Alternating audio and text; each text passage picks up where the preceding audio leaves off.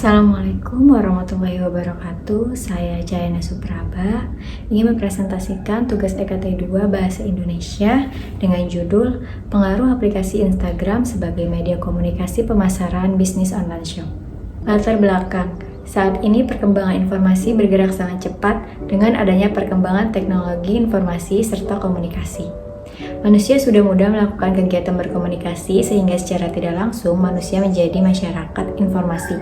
Konsep masyarakat informasi muncul pada tahun 1970-an, di mana saat itu terjadi peralihan dari masyarakat industri menuju masyarakat informasi. Dengan adanya teknologi informasi saat ini tidak harus dengan langsung bertatap muka. Manusia kini sudah mulai beralih dari melakukan percakapan secara lisan ke percakapan tulisan. Selain dari handphone yang dapat mengirim pesan secara lisan maupun tulisan, kini internet juga berperan sebagai sumber. Nah, kemunculan situs jejaring sosial ini diawali dari adanya inisiatif untuk menghubungkan orang-orang dari seluruh belahan dunia. Situs jejaring sosial pertama yaitu Seagrass.com mulai muncul pada tahun 1997. Nah, situs ini memiliki aplikasi untuk membuat profil, menambah teman, dan mengirim pesan.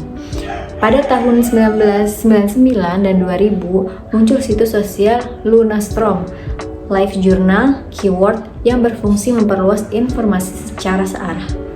Nah, pelaku bisnis mengaku lebih mudah memasarkan produknya melalui Instagram karena sasaran pertama adalah orang yang paling dekat dengannya.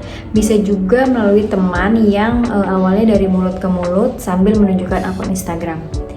Komunikasi tersebut sangat efektif bagi para penjual. Dengan adanya media Instagram, semakin mudahnya penjual menunjukkan foto atau katalog barang jualnya. Nah, dalam hal ini secara tidak langsung proses tersebut membentuk suatu rangkaian komunikasi pemasaran. Benar banget sih, kenapa para pelaku usaha itu melakukan bisnisnya melalui akun Instagram, karena jangkauannya itu sangat luas, bukan cuman di satu sisi aja, tapi di seluruh belahan dunia yang sudah dijelaskan tadi di latar belakang yang sudah saya bacakan juga, itu benar-benar sangat luas jangkauannya. Jadi nggak cuma 1 atau 1000 orang yang bisa ngelihat apa yang kita jual, barang apa yang kita jual, tetapi seluruh belahan dunia juga dapat melihat gitu ketika mereka mencari barang yang ingin mereka beli gitu kan. Apalagi mereka tahu gitu kayak dari temannya gitu, misalkan teman saya beli tas nih di salah satu toko online. Nah, saya pengen tahu itu dia belinya di toko apa nama tokonya. Otomatis teman saya juga akan merekomendasikan toko tersebut yang dia beli gitu. Kita lanjut. Di sini ada pemasaran dan komunikasi menurut para ahli. Menurut Edwin Emery, komunikasi adalah seni menyampaikan informasi, ide, dan sikap seseorang kepada orang lain. Jadi bisa dibilang komunikasi itu interaksi antara individu maupun suatu kelompok. Kemudian menurut Stanton 2013, pemasaran adalah suatu sistem dari kegiatan bisnis yang dirancang untuk merencanakan, menentukan harga, mempromosikan dan mendistribusikan produk yang dapat memuaskan keinginan dalam mencapai tujuan perusahaan. Nah, kalau pemasaran itu nggak terlepas dari 4P ya, place, produk, price, dan promotion. Dimana produk itu apa sih yang kita jual gitu, produk apa. Kemudian price, berapa sih harga yang cocok untuk produk yang bakalan kita pasarin gitu di pasaran. Kemudian place, tempat, kita harus cari tahu nih lokasi yang cocok dan yang strategis untuk kita memulai suatu usaha. Kalau misalkan lokasinya aja nggak strategis, gimana orang-orang mau mampir, mau tahu gitu. Kalau misalkan lokasinya susah untuk dijangkau, kan orang-orang males gitu kan untuk mampir atau lihat-lihat ke toko kita gitu. Nah, jangan lupa promotionnya juga harus bagus. Contohnya kayak kita sekarang ini kan lagi tenar juga kan para selebgram yang mempunyai followers banyak. Jadi ibaratnya kita ngendorse selebgram tersebut untuk mempromosikan dan memasarkan produk kita supaya dikenal secara luas gitu oleh masyarakat.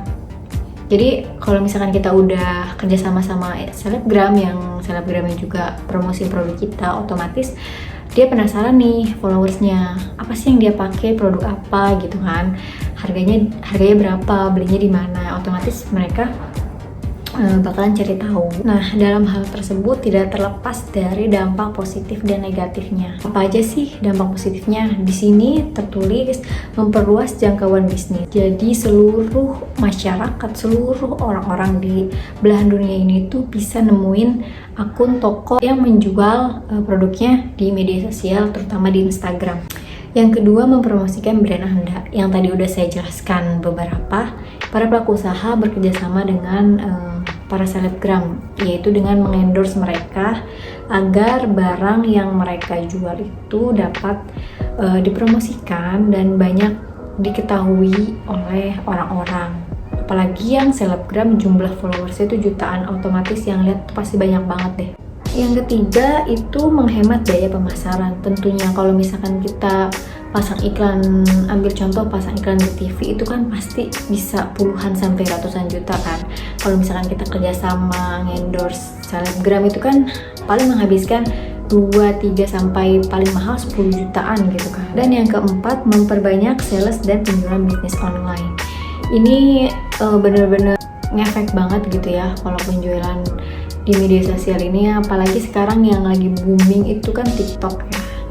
Jadi di TikTok sering lewat di FYP saya sendiri gitu, banyak banget pelaku usaha yang lain gitu mempromosikan brand dan barang-barang mereka itu ya lewat akun TikTok dan Instagram dengan cara live streaming. Jadi mereka live streaming nih ya, promosiin barang-barang mereka gitu dengan diskon, dengan ada potongan biaya pengiriman gitu ya, bebas ongkir gitu mereka promosiin. Jadi yang tadinya harganya misalkan 200.000, kalau misalkan kita masuk ke live streaming mereka yang mereka lagi promosiin itu bisa mungkin jadi 180 atau 190.000, kan lumayan. Jadi otomatis orang-orang bakalan tertarik join live-nya gitu kan, supaya mendapatkan harga yang lebih murah. Kemudian selain ada dampak positif, tentunya juga ada dampak negatifnya. Apa aja sih? Jadi yang pertama, menimbulkan persaingan yang tidak sehat. Terus yang kedua, ada satu kesalahan saja bisa menghancurkan citra bisnis Anda. Nah, yang ketiga, ada sejumlah orang berniat melakukan penipuan bisnis online. Jadi kita juga harus bijak banget nih kalau mau beli apa-apa di online. Pelaku usaha juga harus meningkatkan kepercayaan gitu kepada para konsumen, supaya konsumen itu nggak takut kalau beli dagangan online di kita gitu. Pernah ada cerita juga teman saya pernah ketipu sama akun bodong yang ada di Instagram. Mereka menjual alat elektronik dengan harga yang murah. Nah, teman saya tertarik untuk membeli. Akhirnya teman saya transfer. Setelah beberapa hari transfer, ternyata barangnya nggak sampai juga ke rumah. Akhirnya dia tahu itu penipuan.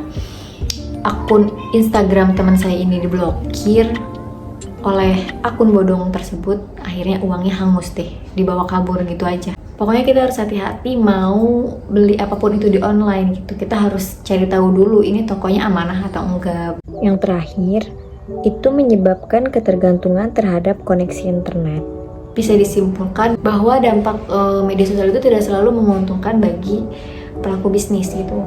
Jadi sebelum kita terjun ke dunia bisnis menggunakan media sosial, sudah seharusnya memahami nih konsekuensi ke depannya. Sekian dari saya, jika ada kesalahan ataupun kekurangan mohon dimaafkan. Saya di sini juga masih banyak belajar. Kurang lebihnya mohon maaf. Wassalamualaikum warahmatullahi wabarakatuh.